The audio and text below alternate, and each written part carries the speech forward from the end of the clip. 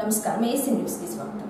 ప్రకాశం పంతుల మీద అభిమానంతో ప్రతి సంవత్సరం అద్దంకిలో ఆయన జయంతి వర్ధంతి కార్యక్రమాలు ఘనంగా నిర్వహించడం ప్రకాశం పంతులు మనవరాలిగా తనకు గర్వంగా ఉందని ప్రకాశం పంతులు ముని మనవరాలు కేవీఎల్ సుభాషిణి అన్నారు. ప్రకాశం పంతులు 153వ జయంతిని పురస్కరించుకుని ఆదివారం అద్దంకిలో ప్రకాశం మిత్ర మండలి ఆధ్వర్యంలో వాసవి కళ్యాణ మండపంలో కార్యక్రమాన్ని ఏర్పాటు చేయగా ముఖ్య అతిథిగా సుభాషిణి హాజరయ్యారు. ముందుగా ప్రకాశం చిత్రపటానికి పూలమాలలు వేసి నివాళులర్పించి 2024-25వ విద్యా సంవత్సరంలో 10వ తరగతిలో 550కి పైన మార్కులు సాధించిన విద్యార్థులకు ప్రకాశం మిత్ర మండలి తరపున సుభాషిణి చేతుల మీదుగా బహుమతులను అందజేశారు. ప్రకాశం పంతులు అంటే అద్దంకి వాసులకు ఎంతో అభిమానం ఉందో తెలుస్తుందని, ప్రకాశం మనవరాలిగా తనను గుర్తించి ప్రతి సంవత్సరం జరిగే జయంతి వర్ధంతి కార్యక్రమాలకు తనను ఆహ్వానించడం సంతోషంగా ఉందన్నారు. ఇక్కడ చెప్పే మాటలు వినడానికి నాకు హ్యాపీగా ఆనందంగా అనిపిస్తుంది. అందుకే వినడానికే వస్తాను. మాట్లాడుతూ అన్నారు కాకపోతే అదే రూపాయలు ఇక్కడ మాట్లాడాలనిపిస్తుంది. నేను కూడా ఒక 40 ఏళ్ల క్రితం ఇలానే ఇక్కడ స్కూల్లోనే చదువుతున్నాను. వారు ఇప్పుడు డిసిప్లిన్ గురించి చెప్తూ ఉంటే నా చిన్నప్పుడు చదువుకున్న మాస్టర్లు గుర్తుకొస్తున్నారు. 10th క్లాస్ వరకు ఉన్నప్పుడు కృషి చేశారు మాస్టర్ అని ఉండేవాళ్ళు, సోషల్ మాస్టర్. ఆయన స్కూల్లో మేము 80 మంది తక్కువ లేకుండా ఒక్క సెక్షన్లో ఉండేవాళ్ళం. మరి ఈరోజు మీరు ఎంతమంది ఉన్నారో నాకు తెలియదు. మీకు మంచి సదుపాయాలు ఉన్నాయి, మీ అదృష్టం. మేము గవర్నమెంట్ స్కూల్లో కింద కూర్చొని చదువుకునే వాళ్ళం. ఆ రోజులు మర్చిపోలేవి. కానీ నేనేమి బాధపడ్డాను, కానీ ఆ రోజు అంత ఆనందంగా మాకు గడిచిపోయాయి. చాలా విలువైన రోజులు మా జీవితంలోనే విలువైన కాలం అండి. ఆ మాస్టర్లు ఒకసారి మాట్లాడినా కూడా వాళ్ళ మీద చాక్లెట్స్ వేసి ఏదైతే చెప్తున్నారో దాంట్లో క్వశ్చన్ వేసేవాళ్ళు. ఇప్పుడు మీరు మాట్లాడుతూ ఉంటే వాళ్ళు చెప్తున్నప్పుడు నాకు అది వెంటనే గుర్తుకొచ్చింది. ఎందుకంటే వినడము అనేది చాలా అవసరం. అంటే వాళ్ళు చెప్తున్నారు అంటే వాళ్ళలో ఉన్న విజ్ఞానాన్ని మనతో పంచుకుంటున్నారు. అది మనం వినడం ఎంతో అవసరం. ఎంతోసేపు చదివితే అది రాదు, వినడం వల్ల అది మనకు మీకు వస్తుంది. ఎందుకంటే మీ బ్రెయిన్స్, మీ మనసులు అనేవి చాలా ఫ్రెష్గా ఉంటాయి, విపరీతమైన పవర్ఫుల్గా ఉంటాయి. వినడంతోనే అవి గ్రహింపు ఆకలింపు చేసుకుంటారు. రేపు ఎగ్జామ్స్లో మీరు అవన్నీ పెట్టగలుగుతారు. చదివిన వారి కంటే వినవి బాగా గుర్తుంటాయి. మన సినిమాలో డైలాగ్స్ బాగా గుర్తుంటాయి. ఎందుకని అది మనసు పెట్టి వింటాం కాబట్టి. మరి అలాంటిదే మీరు పెద్దవాళ్ళు ఒక మంచి మాట పెట్టినప్పుడు వినండి, తప్పలేదు కదా. మనకుంటే కబుర్లు ఎత్తుకుంటూనే ఉంటాయి. అవునా? మిమ్మల్ని ఇంత మంచి అవకాశం ఇచ్చి మిమ్మల్ని ఈరోజు ఇక్కడ వరకు తీసుకొచ్చారు. మీరు అసలు అద్భుతమైన మేధస్సుతో మీరు చూపించారు. ఎగ్జామ్స్లో మంచి మార్కులు మీరు సంపాదించుకున్నారు. మరి మీ ప్రతిభకు ఇక్కడ పురస్కారం అనేది మీకు లభిస్తుంది. ప్రకాశం మిత్ర మండలి వాళ్ళు దత్తుగారు, ఆయన చేసే దత్తుగారు కానీ వారి ఫ్యామిలీ మెంబర్స్ కానీ ఇంకా ప్రకాశం మిత్ర మండలి వారు కానీ వాళ్ళు మీ కోసం మిమ్మల్ని వెలికి తీసి మీకు ఒక్కొక్కళ్ళకి పట్టాలు కట్టి, మీ ప్రతిభకు పట్టాలు కట్టి వాళ్ళు చూపించే ఆదరణ అనేది మీకు ఎప్పటికైనా వాళ్ళకు రుణగ్రస్తులుగానే మీరు ఉంటారు. కానీ మిగతా సబ్జెక్టులు కూడా మార్చబడుతున్నాయట. అలాగే ఇంకొకటి కూడా చెప్పాడు, దీని కన్సిస్టెన్సీ. నువ్వు చదువుతున్న విషయాన్ని కంటిన్యూస్ గా అలాగే చదవగలగాలి. ఏదో ఈసారి 100 మార్కులు చేయాలంటే నువ్వు బతికినట్లయితే జీవితంలో నీకు దేనికి ఇష్టపడిపోతావు. కాబట్టి మీ అందరూ నేను అడుగుతున్నాను, ఉన్న వాళ్ళంతా చాలా చాలా గొప్ప విషయాలు ఇక్కడ రాగలిగటం, ఈ స్టేజ్ మీద గురించి అవార్డు తీసుకోగలగడం చాలా గొప్ప విషయం. వాళ్ళందరికీ ధన్యవాదాలు కూడా. కానీ దీన్ని మీరు నెక్స్ట్ ఇంటర్మీడియట్ లో కూడా మా వాళ్ళు మీటింగ్ కండక్ట్ చేసి మిమ్మల్ని అందరినీ మళ్ళీ పిలిచి సభకి వచ్చేలాగా చేసుకునే బాధ్యత మీ మీద మాత్రం మర్చిపోవద్దు. అలాగే నేను బెంగళూరు వెళ్ళిన తర్వాత మా గురువు గారు మాట చాలా చాలా గొప్ప విషయం అని చెప్పింది. ఏంటంటే పక్కకుండా ఒకసారి నేను 40 బ్రాంచ్లకి హెడ్గా పనిచేస్తున్నాను. మా రీజన్ టాప్ అయిపోయింది. అందులో నెంబర్ 1 వచ్చింది. ఇలాంటి నారాయణ 40 గారు మన స్టేట్ లో. అప్పుడు మా సీజన్ గారు నన్ను చెప్పింది, ఐ కంగ్రాచులేట్ యూ అంటే తెలుగులో చెప్తారు, చాలా అద్భుతంగా చేశారు, చాలా బాగుంది, కంగ్రాచులేషన్స్. కానీ 1వ స్టేజ్ రావడం గొప్ప, దాన్ని నిలబెట్టుకోవడం చాలా గొప్ప. I request all of you please ఒకసారి చాలా మీరు గుర్తుపడ్డారు, దాన్ని నిలబెట్టుకోండి. లేకపోతే మిమ్మల్ని ఏమంటారంటే చాలా ఫ్లూగా వచ్చింది, ఏదో లక్కీగా వచ్చింది అని చూస్తున్నారు, కష్టపడి వచ్చింది అందరూ. కాబట్టి మీ బాధ్యత గురుతర బాధ్యత చాలా ఎక్కువ ఉందని మాత్రం మర్చిపోవద్దు. తల్లిదండ్రులు కూడా చెప్తున్నాను, మీ పిల్లలు అవమానపడకుండా ఉండాలంటే ఈ చదువు ఈ ర్యాంకులు ఇది మళ్ళీ ఇంటర్మీడియట్ లో కూడా పిల్లలు చేయమని ప్రార్థిస్తున్నాను. తర్వాత క్రికెట్ లవర్ నాకు తెలిసి పిల్లలందరికీ క్రికెట్ తెలుసు. అవునా? క్రికెట్ లో ఎంతమంది పేర్లు మీకు గుర్తున్నాయి? పాత రోజుల్లో గవాస్కర్, తర్వాత టెండూల్కర్, ఇప్పుడు Kohli. Dhoni very good, very happy. Dhoni చేద్దామండి.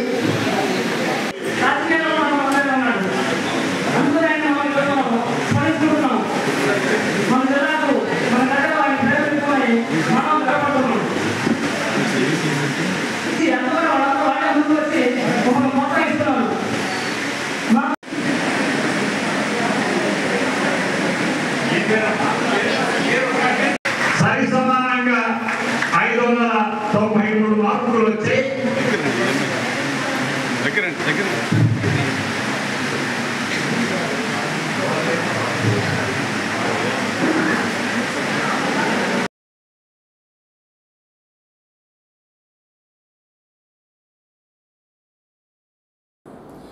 విశ్వ బంధుత్వ దినోత్సవ శుభ సందర్భంగా అద్దంకి పట్టణంలోని స్థానిక బంగ్లా రోడ్లో ఉన్న బ్రహ్మకుమారి ఈశ్వరి విద్యాలయంలో సోమవారం మెగా రక్తదాన శిబిరం జరుగుతుందని అద్దంకి సెంటర్ ఇన్ఛార్జి రమాలక్ష్మి తెలిపారు.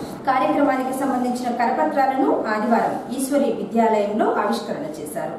ఈ సందర్భంగా రమాలక్ష్మి మాట్లాడుతూ రాజయోగిని ప్రకాశమణిదాది పుణ్యస్మృతి దినోత్సవాన్ని పురస్కరించుకుని విశ్వ బంధుత్వ దినోత్సవంగా జరుపుకుంటూ సోమవారం వ్యాప్తంగా ఉన్న అన్ని కేంద్రాలలో రక్తదాన శిబిరాలు ఏర్పాటు చేసి 1,00,000 యూనిట్లు రక్తదానం సేకరించి బ్లడ్ బ్యాంకులో నిల్వ చేయనున్నారని, రక్తదానం మహాపుణ్యమని, రక్తదానం చేసి ఒక నిండు జీవితాన్ని రక్షించాలన్నారు.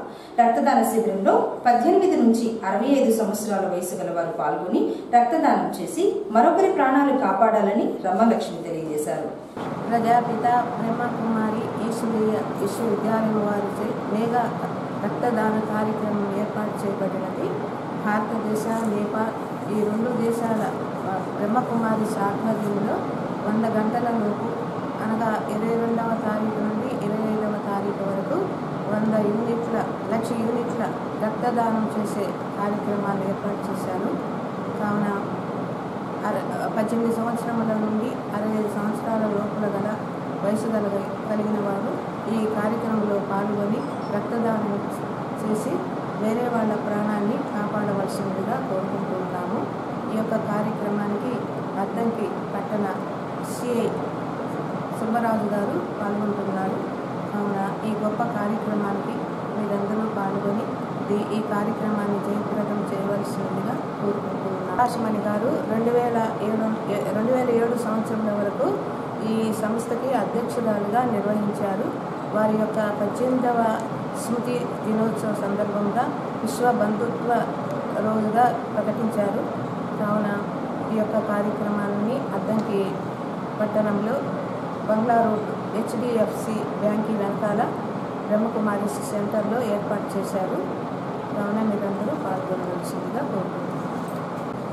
ఈరోజు ప్రజాపిత బ్రహ్మకుమారి ఈశ్వరి విశ్వవిద్యాలయం సంస్థలో ఈ ప్రకాశమణిదాది స్మృతి దినోత్సవం సందర్భంగా పుణ్యస్మృతి అంటే ఆవిడ చేసిన సేవలకు గుర్తుగా మనందరం కలిసి ఆవిడ్ని ప్రపంచవ్యాప్తంగా రక్తదాన శిబిరాన్ని మెగా రక్తదాన శిబిరాన్ని ఏర్పాటు చేశారు. 1,00,000 యూనిట్లు సేకరిస్తూ ఉన్నారు 20వ తారీఖు నుంచి 25వ తారీఖు వరకు. ఎందుకంటే ప్రతి 3 నిమిషాలకు ఒక యాక్సిడెంట్ జరగడం, ఒక ప్రాణం పోవడం జరుగుతుంది. మన వంతు మన సంస్థ ద్వారా ఒక్క ప్రాణాన్నైనా కాపాడిన వాళ్ళం అవుతామని చెప్పేసి ఈ బ్లడ్ బ్యాంకులు ఏర్పాటు చేయడం జరుగుతూ ఉంది. ఈ కార్యక్రమంలో అందరూ పాల్గొని అవకాశాన్ని వినియోగించుకోవాల్సిందిగా కోరుతూ ఉన్నాము. ఎందుకంటే ఇక్కడికి వచ్చాక మీకు ఇవ్వచ్చా లేదా అనేది టెస్ట్ చేసే బ్లడ్ తీసుకుంటారు. దాని గురించి భయపడవద్దు. తప్పకుండా ఈ ఇచ్చే హిందూ చెప్పారు కదా, విశ్వ బంధుత్వ దినోత్సవం సందర్భం. విశ్వ బంధుత్వం అంటే దాది అంత చక్కగా ప్రతి ఒక్కరిని కలిపి నడిపిస్తూ వచ్చారు సంస్థని. దాని గుర్తుగానే ఆ పుణ్యస్మృతి ఆవిడ శరీరం వదిలేసిందనే సందర్భంగా రక్తదాన శిబిరాన్ని ఏర్పాటు చేయడం జరిగింది. ఈ కార్యక్రమాల్లో అందరూ పాల్గొని ఈ కార్యక్రమాన్ని జయప్రదం చేయవలసిందిగా కోరుతూ ఉన్నాము. రేపు ఉదయం 10 గంటలకు స్టార్ట్ చేస్తారు, సాయంత్రం 5 వరకు జరుగుతూ ఉంది. అవకాశాన్ని వినియోగించుకొని తప్పకుండా వచ్చి ఈ కార్యక్రమంలో పాల్గొనాలని మరీ కోరడం జరిగింది.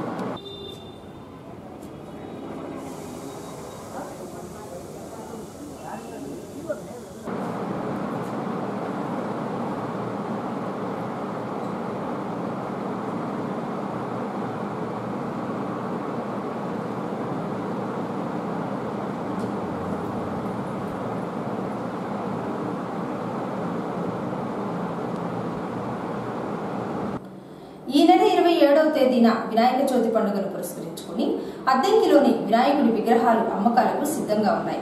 రాజస్థాన్ వాసులు గత 8 నెలల నుంచి 5 నుంచి 15 అడుగుల వినాయకుడి విగ్రహాలు వివిధ రూపాలలో తయారు చేసి రామ్నగర్ సింగరకొండ రోడ్లో అమ్మకాలకు సిద్ధం చేశారు. 10,000 నుంచి 50,000 రూపాయల విలువ కలిగిన గణనాథులు వివిధ ఆకారాలలో అమ్మకానికి ఉన్నాయి. ఇప్పటికే గ్రామీణ ప్రాంతాల్లో ఉన్న కమిటీ సభ్యులు విగ్రహాలు ఎంపిక చేసుకుని అడ్వాన్సులు చెల్లించి బుక్ చేసుకున్నారు. మరో 2 రోజుల్లో వినాయక చవితి పండుగ రానున్న నేపథ్యంలో పట్టణంలో యువకులు విగ్రహాలు ఏర్పాటు చేసేందుకు పందిళ్లు సిద్ధం చేసుకుంటున్నారు. ఊరు వాడ దాదాపు 9 రోజుల పాటు గణనాథుల్ని నవరాత్రులు వేడుకలు చేసుకునేందుకు సన్నాహాలు చేసుకుంటున్నారు.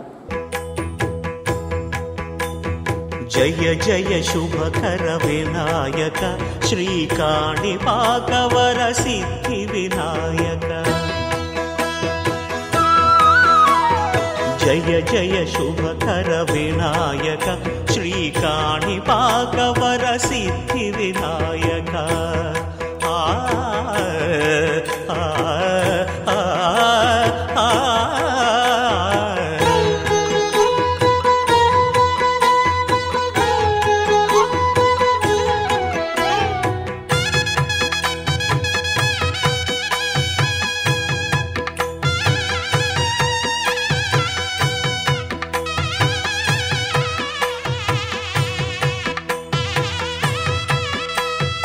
బాహుదా నదీ తీరములోన బావిలోన వెలసిన దేవ, మహిలో జనులకు మహిమలు చాటి ఇహ పరముల నిడు మహానుభావ. ఇష్టమైనది వదిలిన నీకడ ఇష్ట కామ్యములు తీర్చే గణపతి. పురియుచు వరములను సగుచు నిరతము పెరిగే మహాకృతి. సకల చరాచర ప్రపంచమే సన్నుతి చేసే విఘ్నపతి. నీ గుడిలో చేసే సత్య ప్రమాణం ధర్మదేవతకు నిలుపును ప్రాణం.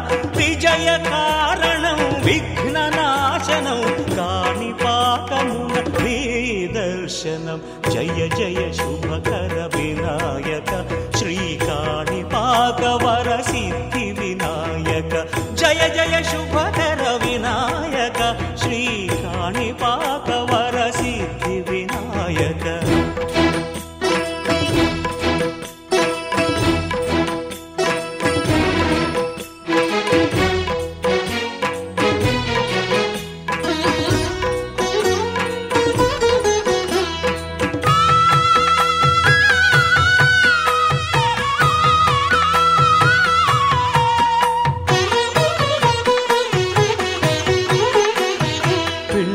బొమ్మవై ప్రతిభ చూపి బ్రహ్మాండ నాయకుడివైనావు. మాతా పితలకు ప్రదక్షిణముతో మహాగణపతిగా మారావు. భక్తుల మొరలాలించి బ్రోచుటకు గజముఖ గణపతివైనావు. బ్రహ్మాండమునే బొజ్జలో దాచి లంబోదరుడవు అయినావు. లాభము శుభము కీర్తిని కూర్పగ లక్ష్మీ గణపతి వైనావు. వేద పురాణములఖిల శాస్త్రములు కళలు చాటును నీవై వైభవం వక్రతుండమే ఓంకారమని విబుధులు చేసే నీ కీర్తనం జయ జయ శుభకర వినాయక శ్రీకాణిపాకవర సిద్ధి వినాయక జయ జయ శుభకర వినాయక శ్రీకాణిపాకవర సిద్ధి వినాయక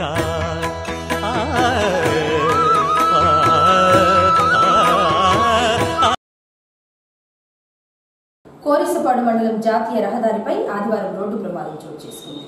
చిత్తూరు జిల్లా నుంచి మార్టూరుకు టమాటా లోడుతో వెళుతున్న ఆటో డ్రైవర్ నిద్రమత్తులోకి జారుకోవడంతో వాహనం అదుపు తప్పి బోల్తా పడగా డ్రైవర్కు స్వల్ప గాయాలయ్యాయి. విషయం తెలుసుకున్న హైవే పోలీసులు ప్రమాదం జరిగిన ప్రాంతానికి చేరుకుని గాయాలైన డ్రైవర్ను వైద్యశాలకు తరలించి ట్రాఫిక్ను క్లియర్ చేశారు.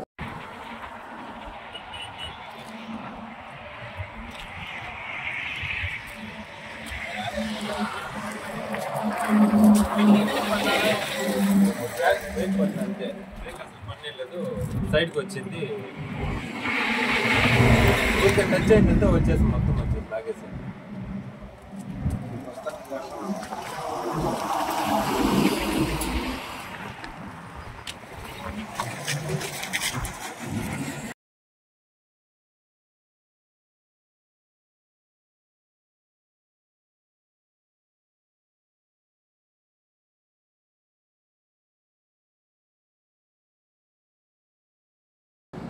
ఎస్సీ వర్గీకరణ సాధించినందుకు ఎంఆర్పీఎస్ ఉద్యమ నేత మందాకృష్ణ మాదిగ ఆదేశాల మేరకు సోమవారం అద్దంకి పట్టణంలోని స్థానిక కటకిందపాలెంలో ఎంఆర్పీఎస్ జెండా ఆవిష్కరణ కార్యక్రమం జరుగుతుందని ఎంఆర్పీఎస్ నియోజకవర్గం అధ్యక్షుడు రమేష్ మాదిగ తెలిపారు. ఈ సందర్భంగా ఆయన మాట్లాడుతూ సోమవారం మధ్యాహ్నం డాక్టర్ బిఆర్ అంబేద్కర్ విగ్రహానికి పూలమాలలు వేసి ర్యాలీగా బయలుదేరి కటకిందపాలెంకు చేరుకుని ఎంఆర్పీఎస్ జెండాను ఎగురవేస్తారని, కార్యక్రమానికి ముఖ్య అతిథులుగా ఎంఆర్పీఎస్ జిల్లా అధ్యక్షులు లక్ష్మీ నర్సయ్య, వందనం, పెంచలయ్య హాజరవుతున్నారని, కావున అద్దంకి నియోజకవర్గంలో ఉన్న ఎంఆర్పీఎస్ నాయకులు కార్యక్రమంలో పాల్గొని జయప్రదం చేయాలని రమేష్ పిలుపునిచ్చారు.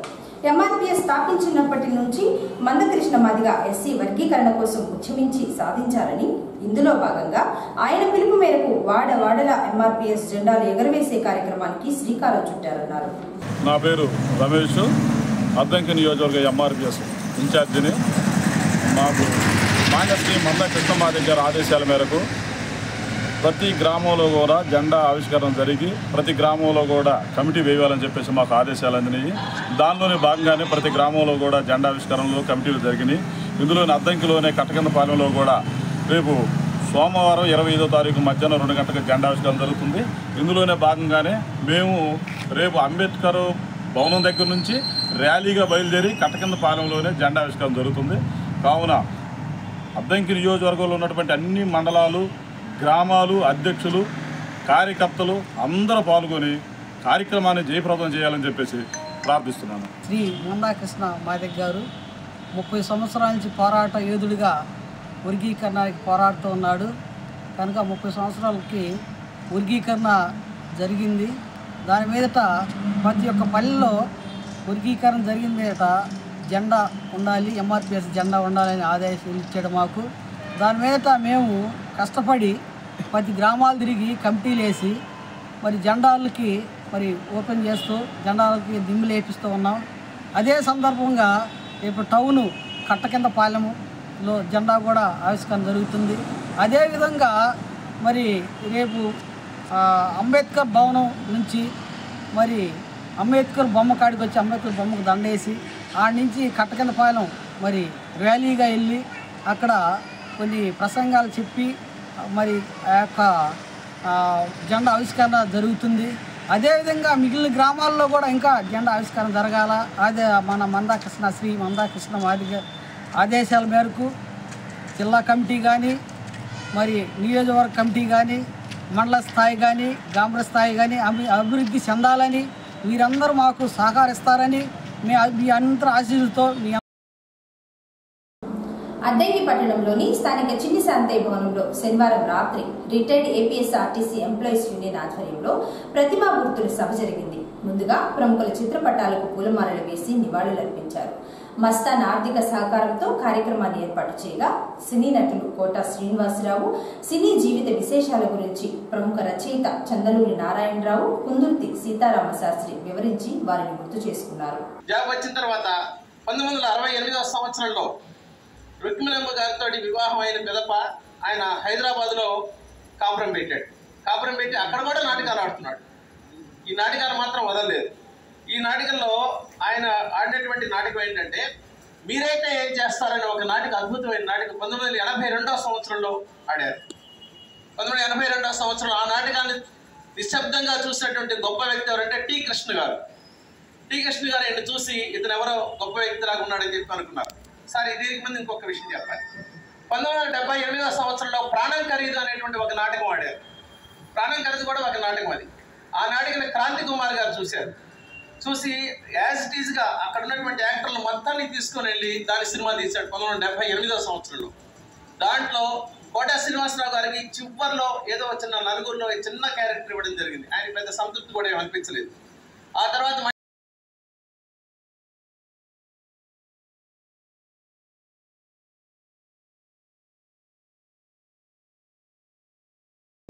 ఏసీ న్యూస్ ఇంతటితో సమాప్తం. నమస్కారం.